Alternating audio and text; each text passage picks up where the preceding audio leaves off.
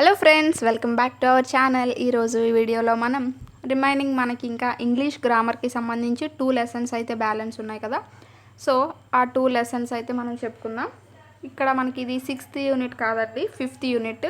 అంటే ఇంతకు ముందు ఉన్న సిలబస్లో కొంచెం ఎక్కువ లెసన్స్ ఉండేవి కాబట్టి ఇది 6th పీడిఎఫ్ అనేది 6thలో ఉంది. సో ఇది 5th యూనిట్కి సంబంధించి. అలాగని పాత టెక్స్ట్ బుక్ కదా అని గ్రామర్ అది మారిందని మాత్రం అనుకోవద్దండి. గ్రామర్ అదంతా కూడా ఒకటే. సో ఇది మనకి బయోడైవర్సిటీ అనే థీమ్కి సంబంధించింది. ఇందులో environment, or will the dreamer wake, a tale of 3 villages అనేవి మనకి లెసన్స్ కింద ఉన్నాయి. సో ఈ వీడియో మనం స్టార్ట్ చేసుకునే ముందు మీలో ఎవరైనా ఈ ఛానల్ని ఫస్ట్ టైం చూసినట్టయితే సబ్స్క్రైబ్ చేసుకోండి, పక్కనే ఉన్న బెల్ ఐకాన్ని ట్యాప్ చేయండి. దీని ద్వారా నేను ఏ లేటెస్ట్ వీడియో అప్లోడ్ చేసినా అది మీ వరకు వస్తుంది. సో చిన్న ప్రాబ్లం వల్ల నేను ఈ 3 days వీడియోస్ అనేవి అప్లోడ్ చేయలేకపోయానండి, సారీ ఫర్ దట్. అండ్ మనం లేట్ చేయకుండా అయితే వీడియో అయితే స్టార్ట్ చేసేద్దాం. ఫస్ట్ మనకి ఫస్ట్ లెసన్లో ఎన్విరాన్మెంట్ గురించి అయితే ఉంది. అందులో ఉన్న మీనింగ్స్ చూస్తే గ్రీన్ బెల్ట్ మూమెంట్. ఇక్కడ గ్రీన్ బెల్ట్ మూమెంట్ అంటే ఏంటంటే ఏ మూమెంట్ టు ప్రొటెక్ట్ ఎన్విరాన్మెంట్. అంటే ఏదైనా ఉద్యమం అన్నమాట. మన చుట్టూ ఉన్న ఎన్విరాన్మెంట్ని కాపాడడానికి చేసే ఒక ఉద్యమం లాంటిది. అలాగే ఫుడర్ అంటే ఫుడ్ ఫర్ ఫార్మ్ యానిమల్స్, అంటే ఏవైతే పెంపుడు జంతువులు ఉంటాయో సో వాటికి మేత లేదా పశుగ్రాసం అనే అర్థం వస్తుంది. అలాగే ఫారెస్టెడ్ అంటే కవర్డ్ విత్ ఫారెస్ట్స్, ఏదైతే ఒక ప్రాంతం చుట్టూ అడవులతో నిండి ఉంటుందో దాన్ని. అయితే ఇది యాడ్జెక్టివ్ అనమాట. ప్రిస్టైన్ అంటే ఫ్రెష్ ఆర్ క్లీన్, ఏదైనా ఫ్రెష్గా ఉన్నది లేదంటే శుభ్రంగా ఉన్నదని. అలాగే ఇండిజీనియస్ అంటే నేటివ్ మీన్స్ దేశీయమైన. ఇప్పుడు ఏదైనా కొన్ని మామూలుగా ఏమైనా ఫ్రూట్స్కి కానీ ప్లాంట్స్కి కానీ సంబంధించి ఇవి దేశీయ రకాలు లేదంటే ఇవి హైబ్రిడ్ రకాలు అని చెప్తూ ఉంటారు కదా. సో నేటివ్ మీన్స్ అక్కడ ఏంటంటే దేశీయమైన అని అర్థం వస్తుంది. అలాగే బయోలాజికల్ డైవర్సిటీ అంటే the variety of plants and animals in a particular place. ఒక ప్రాంతంలో ఉండే స్పెషల్ ప్లాంట్స్ కానీ కొన్ని, అంటే ఇప్పుడు కొన్ని జంతువులు కానీ కొన్ని చెట్లు కానీ ఒక ప్రాంతంలో మాత్రం, ఇప్పుడు ఎడారి మొక్కలు అనేవి ఉన్నాయి, సో అవి అక్కడ మాత్రమే పెరుగుతాయి. అలాగే కొన్ని పక్షులు కానీ జంతువులు కానీ కొన్ని ప్లేసెస్లో మాత్రమే పెరుగుతూ ఉంటాయి. సో అదన్నమాట బయోలాజికల్ డైవర్సిటీ అంటే. ఎగ్జాటిక్ స్పీసీస్ అంటే అన్యూజువల్ ప్లాంట్స్, అంటే ఏదైనా దేశీయ రకాలు కాకుండా వేరే దేశ బ్రీడ్స్ అనమాట. అవి ప్లాంట్స్ అవ్వచ్చు, యానిమల్స్ అవ్వచ్చు. అలా ఇక్కడ ప్లాంట్స్ కదా, వేరే దేశం నుంచి తీసుకొచ్చిన ప్లాంట్స్. సో అలాంటి వాటిని మనం ఎగ్జాటిక్ స్పీసెస్ అని అంటాం. సో నెక్స్ట్ కనుక చూస్తే ఇక్కడ మనకి ఒక సెంటెన్స్ ఇచ్చాడు, చూద్దాం. We have allowed some people, especially those in power, to acquire a lot at the expense of the majority. ఇక్కడ at the expense of the majority అంటే ఏంటి అని, ఆ యొక్క ఫ్రేజ్ యొక్క మీనింగ్ ఏంటి అని అడిగాడు. సో దాని యొక్క మీనింగ్ ఏంటంటే with a loss or damage to the majority అని అర్థం అన్నమాట. సో వొకాబులరీకి కనుక మనం స్టార్ట్ చేసుకుంటే ఇవన్నీ కూడా మనకి ఈ విధంగా ఇచ్చి పైన బాక్సెస్లో కొన్ని వర్డ్స్ అనేవి ఇస్తున్నారు. సో కిందన వాటికి రిలేటెడ్గా ఉన్నవి కానీ లేకపోతే ఆ విధంగా మనల్ని మ్యాచ్ చేయమంటున్నాడు. అయితే ఇవి దేనికి ఇస్తున్నాడు అంటే ఇవి మనకి సినోనిమ్స్ కిందకి వస్తాయన్నమాట. సో పైన ఇచ్చిన వర్డ్స్ యొక్క మీనింగ్స్ ఈ కింద మీనింగ్స్ కూడా మ్యాచ్ అవుతూ ఉంటాయి. రెండు మ్యాక్సిమం ఒకేలా ఉంటాయి అన్నమాట.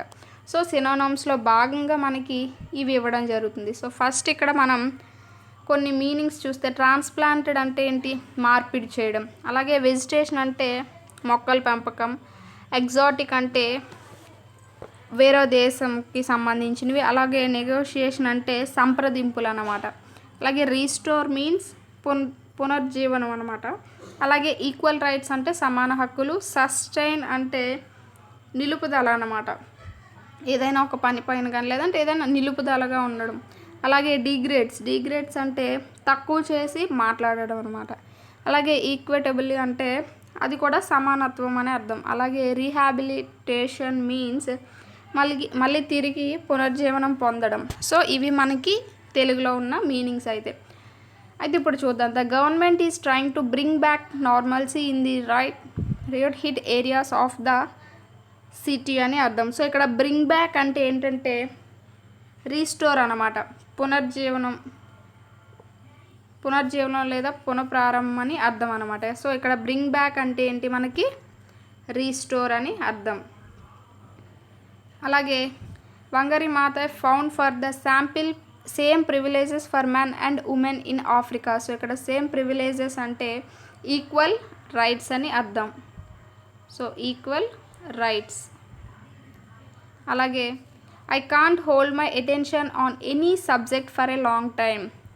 సో ఏ సబ్జెక్ట్ పైన కూడా ఎక్కువసేపు తన అటెన్షన్ అనేది ఉంచలేడంట. సో ఇక్కడ హోల్డ్ అంటే ఏంటంటే సస్టైన్ అంటే నిలిపి ఉండడం అన్నమాట. So the poster is offensive and disrespects women. So ఇక్కడ డిస్రెస్పెక్ట్స్ అంటే డిగ్రేడ్స్ అంటే తక్కువ చేసి మాట్లాడడం అనమాట. డిగ్రేడ్స్ అంటే ఏంటి, తక్కువ చేసి మాట్లాడడం. అలాగే some people argue that the wealth in the world should be distributed fairly and reasonably among all. So ఇక్కడ ఫెయిర్లీ అండ్ రీజనబుల్లీ అంటే ఈక్విటబుల్లీ అని అర్థం. అలాగే after certain amount of growth the seedlings have to be taken out and shifted elsewhere for further growth. So ఇక్కడ shifted అంటే transplanted, ఒక దగ్గర తీసి ఇంకొక దగ్గర వేయడం అనమాట. So transplanted. సో తర్వాత కనుక చూస్తే after she travels to all kinds of exciting locations all over the world. So ఇక్కడ ఎగ్జైటింగ్ అంటే ఎగ్జాటిక్ అని మీనింగ్ వస్తుంది. The Tirumala hills are covered by lush and green plants. ఇక్కడ ప్లాంట్స్ అంటే ఏంటి, వెజిటేషన్ అంటే మొక్కల లేకపోతే చెట్ల పెంపకం అని అర్థం. The judge advised the disputing parties to settle through discussion. So ఇక్కడ డిస్కషన్ అంటే ఏంటి, డిస్కషన్కి సరైన మీనింగ్ ఇక్కడ నెగోషియేషన్ అంటే సంప్రదింపులు అని అర్థం వస్తుంది. The alcohol addict has to be put in a recovery centre for becoming a normal person. అంటే ఇక్కడ ఏంటంటే రీహాబిలిటేషన్ అంటే మనకి బాగా గుర్తున్నది ఏంటి, మహానటి సినిమాలో మనకి హీరోయిన్ చెప్తారు కదా, సో ఒక రీహాబిలిటేషన్ సెంటర్ అనేది పెట్టాలని. సో అంటే ఏంటంటే ఎవరైతే ఆల్కహాల్కి ఎడిక్ట్ అయిపోతూ ఉంటారో వాళ్ళని మళ్ళీ తిరిగి అలా అది మాన్పించే ఒక పద్ధతి అనమాట. సో మళ్ళీ మామూలు మనిషిగా చేసే ఒక సెంటర్, సో దాన్ని రీహాబిలిటేషన్ సెంటర్ అని అంటారు. సో అవి మనకి సినోనిమ్స్కి సంబంధించి. అలాగే తర్వాత కనుక చూస్తే read the following sentence and notice the underlined words. Wangari Maathai is an environmentalist and has a lot of interest in ecology. In the above sentence, environmentalist stands for a person who is concerned about the natural environment and wants to improve and protect it. ఎవరైతే చుట్టూ ఉన్న పర్యావరణాన్ని కాపాడాలి, దాన్ని improve చేయాలి అని ఆలోచిస్తూ ఉంటారో వాళ్ళని ఎన్విరాన్మెంటలిస్ట్ అని అంటారు. అయితే ecology stands for the study of relation of animals and plants to their surroundings. Ecology అంటే ఏంటంటే మన చుట్టూ ఉన్న జంతువులు లేదంటే మొక్కల గురించి సంబంధం కలిగి ఉన్నదాన్ని ఎకాలజీ అని అంటారు. అయితే both the words stand for many words, so they are called one word substitutes. Already మనం వన్ వర్డ్ సబ్స్టిట్యూట్స్ గురించి చెప్పుకున్నాం. కొన్ని గుంపు అనమాట, కొన్ని పదాల గుంపుని సబ్స్టిట్యూట్ చేసి అంటే తగ్గించి ఒకే ఒక వర్డ్లోనో ఒకే వర్డ్లో చెప్పేదాన్ని మనం వన్ వర్డ్ సబ్స్టిట్యూట్ అని అంటామని చెప్పుకున్నాం. సో ఇక్కడ కొన్ని మనకి వన్ వర్డ్ సబ్స్టిట్యూట్స్ ఇచ్చాడు, అవేంటో చూద్దాం. A person who studies the human race especially of its origins. So ఎవరైతే మానవ సంబంధాల గురించి స్టడీ చేస్తారో వాళ్ళని ఏమంటారంటే ఆంథ్రోపాలజిస్ట్ అని అంటారు. ఆంథ్రోపాలజిస్ట్. సో ఆంథ్రోపాలజిస్ట్ అంటారు. A person who studies the remains of buildings and objects found in the ground. అంటే శిథిలాలు అన్నమాట, ఏవైనా పాతకాలపు భవనాల యొక్క శిథిలాలు వాటి గురించి అధ్యయనం చేసే వాటిని ఏమంటారంటే ఆర్కియాలజిస్ట్ అని అంటారు. సో ఆర్కియాలజిస్ట్ అని అంటారు. అలాగే a scientist who studies the earth, the origin of the history of rocks. అంటే భూమి గురించి, శిలల గురించి అధ్యయనం చేసే వాళ్ళని ఏమంటారంటే జియాలజిస్ట్ అని అంటారు. జియాలజిస్ట్. సో ఇవన్నీ కూడా మీరు బుక్ ఉంటే బుక్ పైన రాసేసుకోండి. A person who studies birds scientifically, ఎవరైతే పక్షుల పైన అధ్యయనం చేస్తారో వాళ్ళని ఏమంటారంటే ఆర్నిథాలజిస్ట్ అని అంటారు. ఆర్నిథాలజిస్ట్. అలాగే a doctor who studies and treats heart diseases, ఎవరైతే గుండె జబ్బులకి సంబంధించి ట్రీట్ చేస్తారో వాళ్ళని ఏమంటారంటే కార్డియాలజిస్ట్. మనందరికీ తెలిసిందే కార్డియాలజిస్ట్. అలాగే a person who believes in solving human problems with the help of reason, ఏవైతే మానవులకు ఉండే సమస్యల్ని పర్టికులర్ రీజన్స్తో సాల్వ్ చేస్తారో వాళ్ళని ఏమంటారంటే రేషనలిస్ట్, అంటే తార్కికుడు అని అర్థం. సో రేషనలిస్ట్ అని అంటారు అన్నమాట. అలాగే a scientist who studies animals and their behaviour, ఎవరైతే జంతువుల గురించి అంటే జంతువుల యొక్క బిహేవియర్ గురించి అధ్యయనం చేస్తారో వాళ్ళని జువాలజిస్ట్ అని అంటారు. సో జువాలజిస్ట్ అన్నమాట. అలాగే a scientist who studies the mind of a person, ఎవరైతే మానవుని యొక్క మనసు గురించి అధ్యయనం చేస్తారో వాళ్ళని ఏమంటారంటే మనకు అందరికీ తెలిసిందే సైకాలజిస్ట్ అనమాట.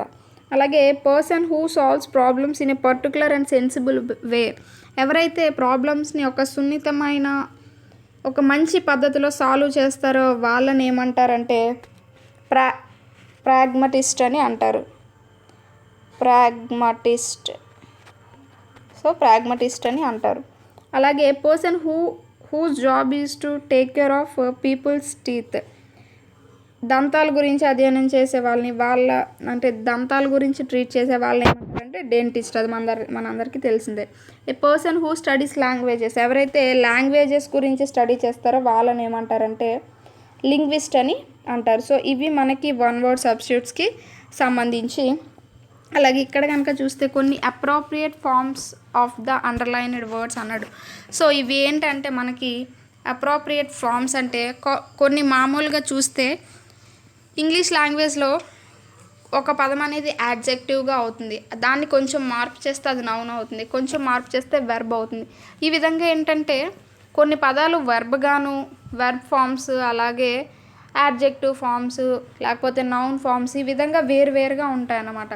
సో ఇక్కడ చూడండి, ఇక్కడ ఆ విధంగా కొన్ని పదాలు అనేవి ఇచ్చి వాటికి సరైన ఫార్మ్స్ అనేవి రాయమన్నాడు. సో ఇక్కడ చూడండి ఎన్విరాన్స్ అంటే దానికి రిలేటెడ్గా కరెక్ట్గా ఉండేది ఏంటంటే it is everyone's duty to keep the environs clean with the cooperation of the citizens the government can protect the environment. So environment అనేది ఇక్కడ దానికి రిలేటెడ్ వర్డ్ అనమాట. అలాగే the government of the day should show its capability by providing good governance to people. So ఇక్కడ governance అనేది వస్తుంది. Wangari Maathai was successful in transforming women of Africa and the transformation made her happy. ఇక్కడ transforming అనే దానికి transformation అనేది వేరొక form అనమాట. So ఈ ఫామ్స్ అన్నీ ఎలా ఉంటాయంటే అయితే నౌన్ నుంచి ఒకటి నౌన్లో ఉండి ఇంకోటి వెర్బ్లో ఉండొచ్చు, లేదంటే ఒకటి యాడ్జెక్టివ్ నుంచి వెర్బ్, యాడ్జెక్టివ్ నుంచి నౌన్, ఈ విధంగా ఎలా అయినా ఉండొచ్చు. అలాగే ఇక్కడ రీస్టోర్ అంటే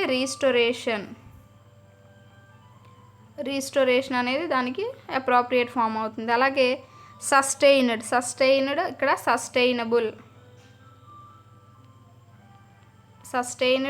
సస్టైనబుల్.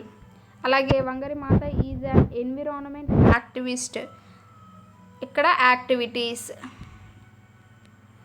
సో ఇవన్నీ కూడా ఏంటంటే ఆ యొక్క అండర్లైన్ చేసిన వర్డ్స్కి అప్రోప్రియేట్ ఫార్మ్స్ అనమాట. అలాగే రెస్పాండ్, ఇక్కడ response. In developed country the dash is balanced అంటే డెవలప్మెంట్. సో ఇక్కడ డెవలప్మెంట్ అనేది నౌన్ అవుతుంది, అలాగే డెవలప్డ్ అనేది యాడ్జెక్టివ్ అవుతుంది అనమాట. సో ఈ విధంగా యాడ్జెక్టివ్స్ నౌన్ ఫార్మ్స్ ఉంటాయి, నౌన్ ఫార్మ్స్కి వెర్బ్ ఫార్మ్స్ ఉంటాయి, ఈ విధంగా మనకి కొన్ని అప్రోప్రియేట్ ఫార్మ్స్ గురించి అయితే ఇక్కడ వొకాబులరీకి సంబంధం అయితే ఇచ్చాడు. అండ్ నెక్స్ట్ చూస్తే tick the meaning of the word underlined as suggested in the context. So అక్కడ అండర్లైన్ చేసిన దానికి కరెక్ట్ మీనింగ్ అనేది మనల్ని కనుక్కోమన్నాడు. So for me my greatest activity is to plant a tree said Wangari Maathai. So ఇక్కడ plant a tree అంటే ఏంటంటే a living thing with stem, roots, branches and లీవ్సా, లేకపోతే put seeds in the ground to grow. అంటే మామూలుగా ఇప్పుడు మనకి ఇక్కడ ప్లాంటెడ్ ట్రీ అంటే అర్థం ఏంటంటే విత్తనాలు అనేవి చల్లి మొక్కని నాటడం అనమాట. సో నెక్స్ట్ చూస్తే my uncle wants to build a chemical plant in Hyderabad. So ఇక్కడ ప్లాంట్ అంటే అర్థం ఏంటంటే ఇక్కడ ప్లాంట్ అంటే ఫ్యాక్టరీ అని అర్థం. సో ఇక్కడ ఇది నాకు కొంచెం కన్ఫ్యూజ్ అండి. సో అది మీకు ఎవరికైనా తెలిస్తే నాతో కామెంట్లో చెప్పండి. అది ఫ్యాక్టరీ ప్రోడక్ట్ అనేది నాకు కొంచెం కన్ఫ్యూజ్గా ఉంది. అలాగే applicants must have a clean driving licence. So ఇక్కడ క్లీన్ డ్రైవింగ్ లైసెన్స్ అంటే కంప్లీట్ డ్రైవింగ్ లైసెన్స్ అని అర్థం. He thinks that he should either resign or come clean. So ఇక్కడ క్లీన్ అంటే ఏంటంటే యాజ్ నాట్ కరప్ట్ అని మీనింగ్. అలాగే rest your hand on my shoulder. Rest అంటే సపోర్ట్ అని అర్థం. అలాగే all our hopes rest on you. Rest ఇక్కడ రెస్ట్ అంటే మీనింగ్ ఏంటంటే డిపెండ్స్ ఆన్ యూ అని. అలాగే a publishers says all rights reserved. ఇక్కడ రైట్స్ అంటే అర్థం ఏంటంటే అథారిటీ అని అర్థం. I want this person to be sent right away. So ఇక్కడ రైట్ అంటే మీనింగ్ ఇమ్మీడియట్లీ అంటే ఇప్పుడు అర్జెంటుగా నేను పార్సల్ని పంపించాలి అని అర్థం. He knew this was his last hope of winning. Last అంటే ఇంకా ఫైనల్ హోప్ అని. The last thing she needed was more and more work. So ఇక్కడ లాస్ట్ అంటే అర్థం. సో మనకి నెక్స్ట్ టాపిక్ వచ్చేసి non finite clauses. So non finite clauses గురించి చూస్తే in English we have two types of clauses. They are finite clauses and non-finite clauses. So మనకి ఇంగ్లీష్లో రెండు రకాలైన క్లాజెస్ అనేవి ఉన్నాయంట. అంటే ఒకటి ఫైనైట్ క్లాజ్ అయితే ఇంకొకటి నాన్ ఫైనైట్ క్లాజ్ అయితే. ఎగ్జాంపుల్స్ చూద్దాం. Wangari Maathai led the movement she won the Nobel prize. So ఇక్కడ లెడ్ అనేది అలాగే వన్ అనేది రెండు కూడా మనకి పాస్ట్ ఫామ్లో అంటే పాస్ట్ ఫామ్లో ఉన్నట్టు తెలియజేస్తున్నాయి. అలాగే leading the movement Wangari Maathai won the Nobel prize. So ఇక్కడ రెండు మనకి సెంటెన్సెస్ అనేవి ఇచ్చాడు. అయితే in the example one there are two sentences. There is a verb in each sentence and each verb has a tense. అంటే రెండు మనకి ఇక్కడ చూడండి, ఇక్కడ రెండు సెంటెన్సెస్ అయితే మనకి కనిపిస్తున్నాయి. సో ఆ రెండు సెంటెన్సెస్లో కూడా వెర్బ్ ఉన్నది. సో ఆ వెర్బ్ అనేది ఒక టెన్స్ని కలిగి ఉన్నది. We can identify the tense of the verbs by looking at them. మనకి చూడగానే ఇక్కడ వన్ అనేది ఉన్నది. సో అది పాస్ట్ టెన్స్లో ఉన్నదని తెలియజేస్తుంది. అలాగే లెడ్ అనేది ఉన్నది, అది కూడా మనకి పాస్ట్ టెన్స్లో ఉన్నదని తెలియజేస్తుంది. అంటే ఇక్కడ ఏమంటున్నాడంటే చూడగానే మనం ఆ టెన్స్ని ఏ ఫామ్లో ఉన్నది అనేది ఐడెంటిఫై అయితే చేయగలుగుతున్నాం. So both of them are in the past tense since they are in the past tense having V2 forms. So ఆ రెండు కూడా మనకి పాస్ట్ టెన్స్లో V2 ఫార్మ్స్లో ఉన్నాయి అంటున్నాం. These are called finite verbs as they have tense. అయితే ఏవైతే ఒక టెన్స్ని కలిగి ఉంటాయో చూడగానే మనం పలానా టెన్స్ అనే దాన్ని ఐడెంటిఫై చేయగలిగి టెన్స్ని కలిగి ఉండేదాన్ని పర్టికులర్ టెన్స్ని కలిగి ఉన్నది అలాంటి వాటిని ఏమంటామంటే ఫైనైట్ వర్బ్స్ అని అంటాం అన్నమాట. So whereas in example 2 there are two clauses.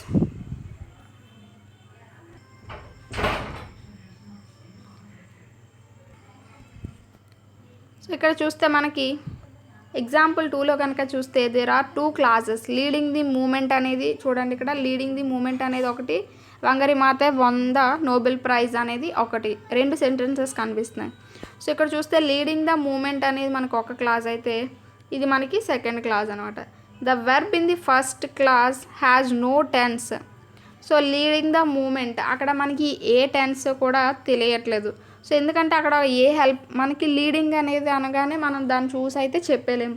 So అక్కడ ఒక సబ్జెక్ట్ లేదు, ఒక హెల్పింగ్ వెర్బ్ అనేది లేదు. సో మనం అక్కడ ఏంటంటే ఆ యొక్క టెన్స్ని ఐడెంటిఫై చేయలేమన్నమాట. అలాగే while the one in the second clause has a tense, the past tense. ఇక్కడ చూడండి వన్ అనేది ఏంటి, మనకి పాస్ట్ ఫామ్లో ఉన్న వెర్బ్. సో ఇక్కడ చూస్తే ఫస్ట్ క్లాస్లో మనకి ఎలాంటి వెర్బ్ టెన్స్ మార్కర్ అనేది కనిపించలేదు. సో సెకండ్ దాంట్లో మనకి పాస్ట్ ఫామ్ అనేది ఉన్నది. So the verb with tense is known as a finite verb. అయితే ఏ వెర్బ్ అయితే మనకి ఒక పర్టికులర్ టెన్స్ని కలిగి ఉంటుందో దాన్ని మనం ఏమంటామంటే ఫైనెట్ వెర్బ్ అని అంటాం. And the class that has a finite verb is known as a finite clause. అయితే ఏ క్లాస్ అయితే ఒక ఫైనెట్ వర్బ్ని కలిగి ఉంటుందో దాన్ని మనం ఫైనెట్ క్లాస్ అని అంటాం. In the same way the verb that has no tense is known as a finite verb, non finite verb అండి, ఇక్కడ ఫైనెట్ వెర్బ్ అని పడింది. And the clause is called a non finite verb. అయితే ఏ word అయితే ఏ సెంటెన్స్లో verb అయితే మనకి ఎలాంటి టెన్స్ మార్క్ని తెలియచేయకుండా, ఎలాంటి టెన్స్ అనేది అక్కడ మనకి ఐడెంటిఫై అవ్వకుండా ఉంటే దాన్ని మనం నాన్ ఫైనెట్ వెర్బ్ అని అంటాం. సో ఏవైతే ఏ క్లాజులు అయితే నాన్ ఫైనెట్ వెర్బ్ని కలిగి ఉంటాయో వాటిని నాన్ ఫైనెట్ క్లాజెస్ అని అంటాం. సో అర్థమైంది కదా, అర్థమైందని అనుకుంటున్నాను. ఒకవేళ మీకు అర్థం కాకపోతే మళ్ళీ ఒక్కసారి వినండి.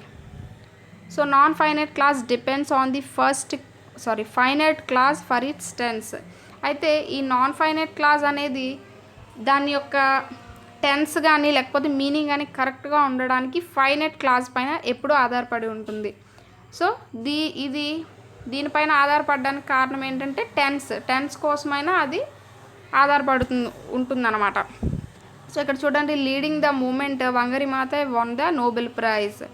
సో ఆ మూమెంట్ అనేది లీడ్ చేయడం వల్ల ఆమెకి నోబెల్ ప్రైజ్ అనేది వచ్చింది అని అర్థం వస్తుంది. సో ఎప్పుడు కూడా నాన్ ఫైనెట్ క్లాస్ అనేది ఎప్పుడు కూడా ఫైనెట్ క్లాస్ పైన ఆధారపడి ఉంటుంది. అలాగే నాన్ ఫైనెట్ క్లాసులు అనేవి ఎప్పుడు కూడా సబార్డినేట్ క్లాసులే అవుతాయి, ఎందుకంటే వాటికి ఎప్పుడు కూడా పక్క వాటిపైన డిపెండ్ అయి ఉంటాయి అన్నమాట. సో అందుకని అవి ఎప్పుడు కూడా సబార్డినేట్ క్లాసులు అవుతాయి. We should note that a non finite clause has no subject and we only can decide at the tense of a non finite clause from the finite clause. అయితే మనం ఎప్పుడు కూడా దీనికి ఒక సబ్జెక్ట్ అనేది ఉండదు, ఈ నాన్ ఫైనెట్ క్లాస్కి సబ్జెక్ట్ అనేది ఉండదు.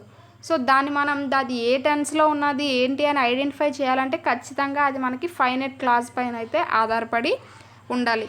సో అది మనకి నాన్ ఫైనెట్ క్లాసెస్ గురించి. ఇప్పుడు వాటిపైన ఉన్న ఎక్సర్సైజ్ అయితే చూద్దాం.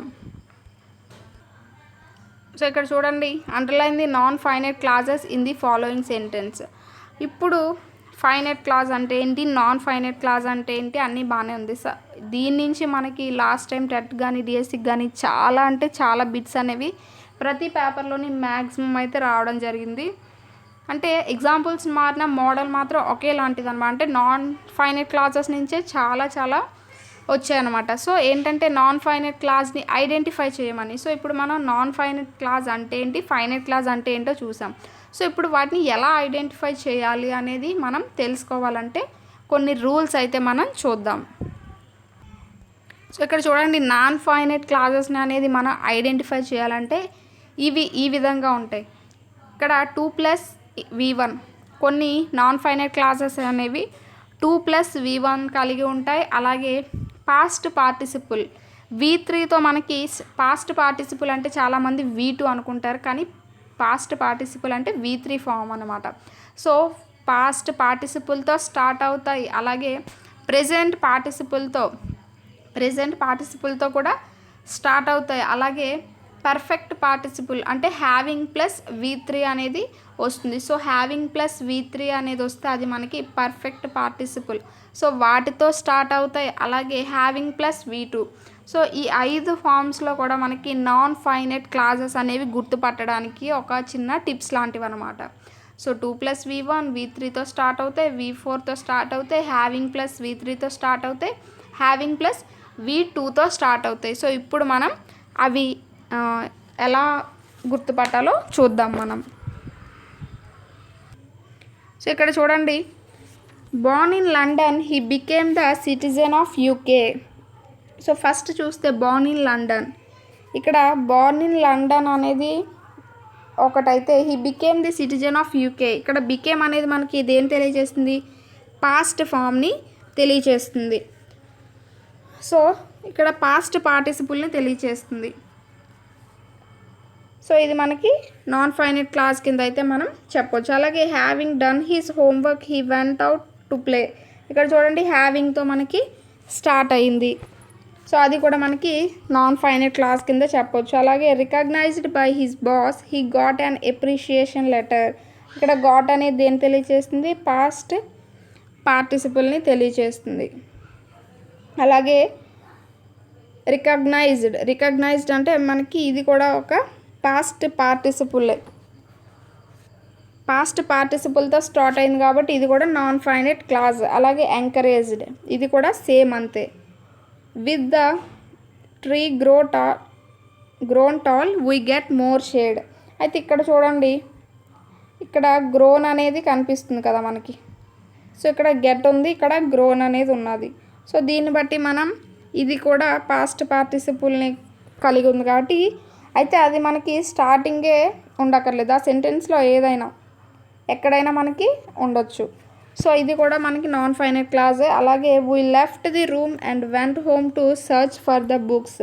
ఇక్కడ చూడండి 2+V1 2 సెర్చ్ అనేది V1 కదా. సో 2+V1 వచ్చింది కాబట్టి ఇది కూడా నాన్ ఫైనైట్ క్లాస్. అలాగే ఇది కూడా 2+V1 2+by అనేది. అలాగే ఇది కూడా 2+get అంటే V1. సో ఆ మూడు కూడా మనకి నాన్ ఫైనైట్ క్లాస్లు అవుతాయి. అలాగే having read the book I returned it to the library. So ఇక్కడ చూడండి హ్యావింగ్ అనేది వచ్చింది. సో ఇది కూడా మనకి నాన్ ఫైనైట్ వర్బ్. అలాగే jumping on his horse the farmer rode to the market. ఇక్కడ జంపింగ్ అంటే ఏంటి? మనకి ప్రెజెంట్ పార్టిసిపుల్. సో వి అలాగే అదే వెర్బ్ అలాగే ఇంక్ ఫామ్ వచ్చింది కదా జంపింగ్. సో ఇది మనకి ప్రెజెంట్ పార్టిసిపుల్తో స్టార్ట్ అయింది కాబట్టి ఇది కూడా మనకి ఒక నాన్ ఫైనైట్ క్లాజే. సో చాలా ఈజీ అండి. ఆ 5 పాయింట్స్ని కనుక మనం గుర్తుపెట్టుకున్నట్టయితే ఈజీగా మనం ఆ యొక్క టెన్స్ని అయితే అంటే అది నాన్ ఫైనైట్ ఫైనైట్ క్లాజ్ అని అయితే మనం చూడొచ్చు. సో ఇక్కడ ఇంకొక ఎక్సర్సైజ్ కనుక చూస్తే look at how the following sentences have been rewritten to include non finite clause. So non finite క్లాజెస్ని యూజ్ చేసి ఎలా రాశారో చూడమంటున్నాడు. Vincent van Gogh who was born in Holland in 1853 is one of the world's most famous painter. So ఇక్కడ చూడండి Vincent van is one of the world's most famous painters అని కూడా మనం రాయొచ్చు. సో ఇక్కడ ఏంటి? Who was Born. సో దీన్ని మనం నాన్ ఫైనైట్ క్లాజ్గా ఎలా రాస్తామంటే born in Holland in 1853 Vincent van is one of the world's famous painters. So ఈ విధంగా మనం నార్మల్గా ఉన్న సెంటెన్సెస్ని కూడా నాన్ ఫైనైట్ క్లాజెస్గా అయితే మనం రాయడం జరుగుతుంది. సో ఇది మనకి నాన్ ఫైనైట్ క్లాజెస్ గురించి. మిగతా 2 ఎగ్జాంపుల్స్ మీరు చూడండి. తర్వాత మనకి రిపోర్టెడ్ స్పీచ్ గురించి అయితే ఇచ్చాడు. సో మనం రిపోర్టెడ్ స్పీచ్ అనేది గ్రామర్ పాయింట్లో ఇప్పటివరకు ఇంకా మనం అయితే డిస్కస్ చేయలేదు. సో ఇక్కడ ఈ విధంగా ఇచ్చాడు, కానీ దీనికంటే మనం డీటెయిల్గా మామూలుగా చెప్పుకున్నప్పుడు రిపోర్టెడ్ స్పీచ్ అనే టాపిక్ వేరేగా చెప్పుకున్నప్పుడు దీన్ని కూడా మనం ఇంక్లూడ్ చేసి అయితే చెప్పుకుందాం. సో అలా అయితే మనకి కొంచెం బాగా అర్థమవుతుంది కదా. సో నెక్స్ట్ టాపిక్ అయితే చూసినట్టయితే బిలో మనకి రీడింగ్ పార్ట్లో are will the dreamer awake అనేది ఇచ్చారు. సో దీన్ని ఎవరు రాశారంటే మెడోరా చెవలియర్ అనే వాళ్ళు రాశారు. చూసారు కదా, మెడోరా చెవలియర్ అనే వాళ్ళు. సో వాళ్ళ గురించి కొంచెం ఇంట్రడక్షన్ అయితే మనకు ఉంది. సో చూద్దాం. Medora is a 21st century poet. She is a well-known writer of present day. She writes about contemporary themes. అంటే ఈమె 21వ శతాబ్దానికి చెందిన రచయిత అనమాట. రచయిత అయితే ఏవైతే సమాజంలో ప్రస్తుతం జరుగుతూ ఉంటాయో వాటిపైన ఎక్కువగా ఈవిడ ఆమె యొక్క రచనలు అనేవి రాస్తూ ఉంటారంట. In this poem are will the dreamer wake she writes about how the animals would became extinct if they are not protected. So animals గురించి అయితే ఈ లెసన్లో ఈ పోయంలో మనకి చెప్పడం జరిగింది. సో ఇందులో ఉన్న మీనింగ్స్ కనుక చూస్తే ప్లాంటివ్ అంటే ఏంటంటే సాడ్ అని అర్థం. ప్లాంటివ్ అనేది ఒక యాడ్జెక్టివ్ అన్నమాట. అలాగే స్నఫుల్ అంటే టు బ్రీత్ నాయిస్లీ. అంటే ముక్కుతో మాట్లాడడం అనమాట స్నఫిల్ అంటే. అలాగే గ్లీమింగ్ అంటే షైనింగ్ సాఫ్ట్లీ, అంటే మినుకు మినుకుమని కానీ లేదంటే తలుకు తలుకుమని మెరుస్తున్నాయి అంటూ ఉంటారు కదా, సో అలాంటి మీనింగ్. గ్లాసియర్ అంటే a large mass of ice which usually move slowly down A mountain, ఏదైనా ఒక పెద్ద మంచు దిబ్బ లేకపోతే మంచు కొండ లాంటిది అనమాట. అలాగే వాబుల్స్ అంటే to sing with a high continuous but quickly changing the sound, ఏదైనా నాన్ స్టాప్గా పాడుతున్నప్పుడు చాలా ఫాస్ట్గా కొన్ని వేరియేషన్స్ అనేవి చూపించడం అనమాట. ఆ సౌండ్లో కొన్ని వేరియేషన్స్ అనేవి చూపించడం అంటే విభిన్న స్థాయిల్లో పాడడం అనమాట. అలాగే బర్త్ ఫీల్స్ అంటే ఏదైతే బిడ్డకి జన్మనిచ్చే ప్రాసెస్ ఉంటుందో దాన్ని బర్త్ ఫీల్స్ అంటారు. ఇక్కడ సోలెమ్ అంటే very serious and not happy, చాలా కోపంగా అంటే ఆనందంగా లేకపోవడం అనమాట. ఇవి ఇందులో ఉన్న మీనింగ్స్ అయితే ఇందులో మనకి ఎలాంటి గ్రామర్ అలాగే వొకాబులరీ పార్ట్ అయితే లేదు. అలాగే మనకి థర్డ్ వన్కి వచ్చేసరికి ఏ టేల్ ఆఫ్ 3 విలేజెస్ అనేది ఇచ్చాడు. సో ఏ టేల్ ఆఫ్ 3 విలేజెస్లో కూడా మనకి ఒక గ్రామర్ టాపిక్ క్వాంటిఫైయర్స్ గురించి అయితే ఇచ్చాడు. ఆల్రెడీ మనం క్వాంటిఫైయర్స్ గురించి ఏదో క్లాస్లో అయితే డిస్కస్ చేసాము. సో ఇక్కడ మళ్ళీ మనకి ఇచ్చాడు కాబట్టి చూద్దాం.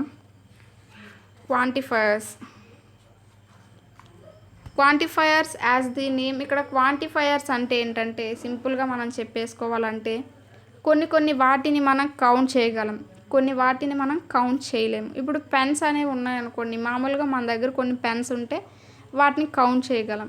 అలాగే కొంత రైస్ ఉన్నదనుకోండి, వాటిని కౌంట్ చేయగలమా? లేదు కదా. సో ఈ విధంగా ఈ క్వాంటిఫైయర్స్ అనేవి కొన్ని కౌంటబుల్కి కొన్ని అన్కౌంటబుల్ నౌన్స్ ముందైతే యూజ్ చేస్తూ ఉంటాం అన్నమాట. సో ఇక్కడ ఎగ్జాంపుల్ అయితే చూడండి. I have got some apples in my basket and some water in my bottle. I haven't got any apples in my basket nor any water in my bottle. So ఇక్కడ maximum quantifiers అన్నీ కూడా nouns ముందే ఎక్కువగా use చేస్తారు. అయితే ఆ quantifiers ఏంటి అంటే some, any, all, no one, both, each, every, several are some of, అవన్నీ కొన్ని మనకి క్వాంటిఫైయర్స్ కిందకు వస్తాయి. అయితే some is usually thoughts of as the positive counterpart to any in many circumstances. So ఇక్కడ సమ్ అనేది ఏంటంటే మనకి కొన్ని పాజిటివ్ వేలో చెప్పేటప్పుడు సమ్ అనేది యూజ్ చేస్తాం. అలా ఎనీ అనేది యూజ్ చేస్తే అదేంటంటే అయితే కౌంటబుల్ కానీ లేదంటే నాన్ కౌంటబుల్ నౌన్స్ ముందు అయితే మనం మ్యాక్సిమం యూజ్ చేస్తూ ఉంటాం. అయితే ఎనీ అనేది దేన్ని తెలియజేస్తుందంటే కాస్త నెగిటివ్ మీనింగ్, కొంత నెగిటివ్ సెన్స్లో మనం ఎనీ అనేది యూజ్ చేస్తూ ఉంటాం. సమ్ అనేది మ్యాక్సిమం పాజిటివ్ సెన్స్లో యూజ్ చేస్తూ ఉంటాం. అయితే ఇక్కడ చూడండి, are you bring any friends with you, I'm bringing some friends with me. So ఇక్కడ ఎనీ అనేది నెగిటివ్ని, సమ్ అనేది పాజిటివ్ వేని తెలియచేస్తుంది. Quantifiers come before nouns. Some of the quantifiers you find in the text are some, any, no. You also find numerals.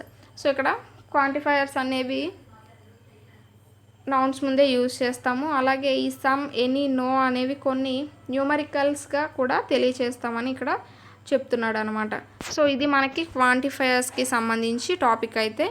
So ఇక్కడతో మనకి 5th యూనిట్కి సంబంధించిన గ్రామర్, వొకాబులరీ అయితే పూర్తయింది. అయితే మనకి రిపోర్టెడ్ స్పీచ్ మాత్రమే బ్యాలెన్స్ ఉంది. అది మనం గ్రామర్ టాపిక్స్లో చెప్పుకున్నప్పుడు డీటెయిల్గా అయితే దాని గురించి ఎక్స్ప్లెయిన్ చేద్దాం.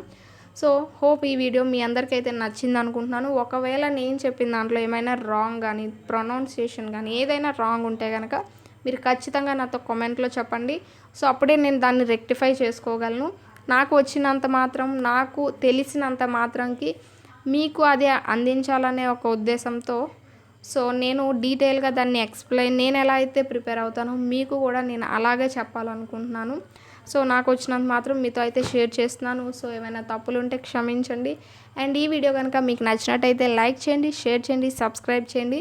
ఈ వాళ్ళకి మన ఛానల్ వచ్చేసి 500 సబ్స్క్రైబర్స్ని అయితే రీచ్ అయిందండి సక్సెస్ఫుల్గా. సో నేనైతే అస్సలు అనుకోనే లేదు. సో సబ్స్క్రైబ్ చేసుకున్న వాళ్ళందరికీ కూడా చాలా చాలా చాలా థ్యాంక్స్ అండి. ఎందుకంటే నేను నిజంగా అనుకోలేదండి 500ని రీచ్ అయిందంటే. నేను ఎవరికి కూడా షేర్ చేయలేదు నా ఛానల్ని, అంటే నా ఫ్రెండ్స్ వల్ల కానీ ఎవరికి కూడా నా ఛానల్ని షేర్ చేయండి అని అయితే నేను అస్సలు చెప్పలేదు. నేను వీడియోస్ అనేవి అప్లోడ్ చేసేదాన్ని అంతే. వాటంతట అవే వెళ్తాయిలే అనే ఒక ఉద్దేశంతోనే నేను ఎప్పుడూ ఉన్నాను. సో మనం షేర్ చేయించినా కానీ వాటిని చూసి సబ్స్క్రైబర్స్ని పెంచుకున్నంత మాత్రాన యూజ్ ఉండదు కదండి. వాచ్ టైం కూడా మనకి రావాలి. సో మనకి వాచ్ టైం కావాలి అంటే అవి వాళ్ళు ఇష్టపడి చూడాలి. సో అందువల్ల షేర్ చేసుకున్న వాళ్ళు చూసి వదిలేస్తారు. సో దానివల్ల మనకి ఎలాంటి యూజ్ లేదు. సబ్స్క్రైబర్స్ పెరిగినంత మాత్రాన వాళ్ళు చూడాలి కదండి. సో అందుకని నేను ఎవరితోని షేర్ చేయండి నా ఫ్రెండ్స్కి కానీ ఎవరికైనా చెప్పి నేను నా ఛానల్ని అయితే షేర్ చేయమని చెప్పేదాన్ని కాదు. ఓన్లీ వీడియోస్ అనేవి అప్లోడ్ చేసి నేను వదిలేసేదాన్ని. సో చాలా సక్సెస్ఫుల్గా 500 సబ్స్క్రైబర్స్ని రీచ్ అయింది. అలాగే మన ఛానల్ ఇంకా ముందుకు వెళ్ళాలని నేను అనుకుంటున్నాను. సో మీరందరూ కూడా చాలామందికి షేర్ చేసి వాళ్ళ చేత సబ్స్క్రైబ్ చేయించినందుకు మీకు అందరికీ కూడా చాలా చాలా థ్యాంక్స్ అండి. సో నెక్స్ట్ వీడియోతో అయితే మళ్ళీ కలుద్దాం.